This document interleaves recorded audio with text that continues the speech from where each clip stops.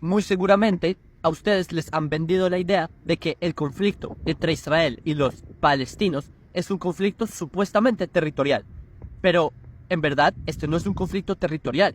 En esencia, este es un conflicto de un índole distinto. Y les voy a explicar muy sencillo. Antes del 2005, Israel controlábamos la Franja de Gaza.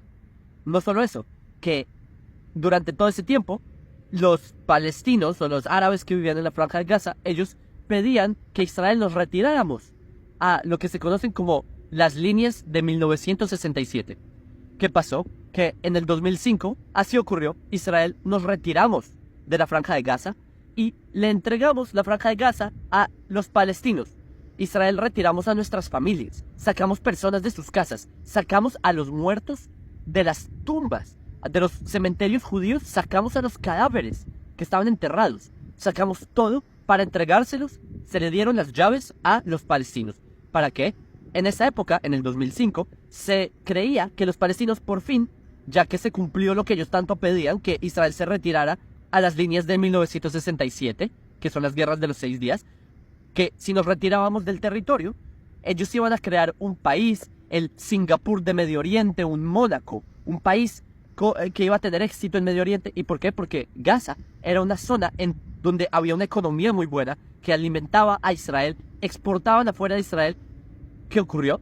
Que los gazatíes, los árabes que estaban en Gaza, cuando entraron, que a propósito, empezaron a venir árabes de Egipto, que entraron por el sur, por Rafah, empezaron a simplemente a tomar, empezaron a quemar las estructuras que Israel les dejó.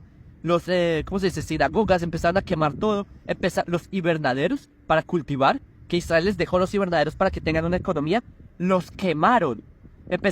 ¿Y qué pasó? Que hicieron elecciones para definir quién iba a ser el gobierno en Gaza. ¿A quién eligieron? A Hamas, a una organización terrorista. Desde ese momento, hace 18 años, desde el 2005 hasta hoy, solo ha habido terror en Gaza. Ellos no crearon ningún país, han recibido miles de millones de dólares desde entonces. ¿Y dónde está ese dinero? En destrucción, en cohetes, en tratar de matar a nuestra gente. Y Israel hicimos lo que ellos pedían, que era retirarnos de la Franja de Gaza. Y ellos no crearon un país, y ellos no crearon ese Singapur, y todo ese cuento que trataron de vender en Occidente y en la ONU y en los medios. Dije, no, para que el conflicto se acabe, Israel se tiene que retirar del territorio y que creen un estado palestino. Nada de eso pasó. No ocurrió. Tampoco ocurrió en el sur del Líbano cuando Israel se retiró. No, en ninguno de los casos ha ocurrido. Entonces, otro dato curioso. Israel conquistó Gaza en 1967, en la Guerra de los 6 días. Pero es que antes del 67, también habían grupos como la OLP, que es la Organización de Libre Palestina. Ellos también pedían por acabar Israel. Ellos no pedían por que Israel se retirara de Cisjordania, que se liberara el territorio. No, lo que ellos quieren y piden es la destrucción de Israel. El problema de ellos no son las fronteras del 67, que ellos tengan un país. El problema de ellos es el hecho de que los judíos tengamos un país. Y les voy a decir otro dato que también me sorprende, pero es que en Occidente no entiendo por qué no han entendido esto. Quizás es porque en Occidente ustedes no saben de Islam, no saben, no sé si ustedes, el que nos está viendo, puede que sí sepa, pero en general estoy hablando. Ni los políticos no saben de Islam, los medios de comunicación no saben cómo es la mente de un yihadista, no saben de estas cosas. Por eso es que cuando les dije que hay un factor que es más allá del territorial, más allá del político, es el factor religioso. Si uno no entiende lo que pasa en la mente religiosa, o lo que dice la digamos, conciencia teológica religiosa del Islam, ustedes no van a entender la razón del conflicto. Porque este no es un conflicto por territorio, nuevamente. Este es un conflicto porque los judíos, nuevamente, tenemos un estatus. Les voy a dar brevemente una explicación de teología islámica. Los que no son musulmanes, judíos, cristianos, etc., y viven bajo el Islam, viven en países del Islam, nosotros estamos en una categoría llamada dhimmi. Dhimmi es como ciudadanos de segunda clase. Para el Islam, los judíos, y durante la historia que los judíos estuvimos en países del Islam, fuimos ciudadanos de segunda clase, dhimmi en árabe. Y los dhimmi estábamos obligados a pagar impuestos llamados jizya, y nos trataban como ciudadanos de segunda clase y súper mal, como a nuestros abuelos, a mis abuelos, etc. Cuando dicen que no, los judíos vivían en paz con los árabes. Falso. Los judíos vivían subordinados bajo el Islam, tenían que pagar la jizya, los humillaban, tenían que caminar donde estaban donde pasan los acueductos de las deposiciones humanas, cosas, humillaciones totales. Cuando los judíos pagaban la jizya, el ritual es que el judío tenía que arrastrarse donde el musulmán, darle el dinero y el musulmán le pegaba una patada y recibía el dinero. Era un acto simbólico para demostrar que el musulmán está por encima del judío. Entonces, ese es un punto. Ahora que ustedes entienden que el problema de ellos es el hecho de que los judíos ya no somos dhimmi. Nosotros ya no somos ese ciudadano de segunda clase, sino que al revés. Los judíos nos liberamos de ser dhimmi. Liberamos nuestra tierra. Esto es nuestro. Esta es la tierra de los judíos. Esta no es la tierra de los árabes, son de la península arábiga, ¿sí? Ellos son los que vinieron a colonizar nuestra tierra y los judíos, por fin, después de 2000 años, la descolonizamos.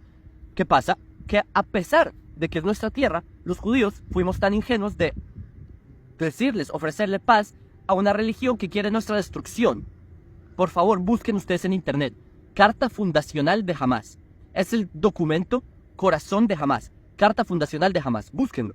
Y lean lo que dice que los judíos somos los culpables de todas las guerras, que hay que acabar con los judíos del mundo. Literalmente dice que primero hay que empezar con acabar a los judíos de Israel y luego con los judíos del mundo. Lean. Eso es lo que dice Hamás. Es lo que dice la ideología, no solo de Hamás, de todos estos grupos. Hezbollah, Al-Qaeda, Boko Haram, Al-Shabaab, Nusra, todos estos grupos dicen eso. Entonces, cuando dicen, no, es que los palestinos solo quieren un país. Hamás no pide un país. En ningún lugar ustedes vean en la constitución de Hamás, en la carta fundacional, en ningún lado dicen que ellos quieren un país. Lo que dice es que ellos quieren expulsar a los judíos de esta tierra.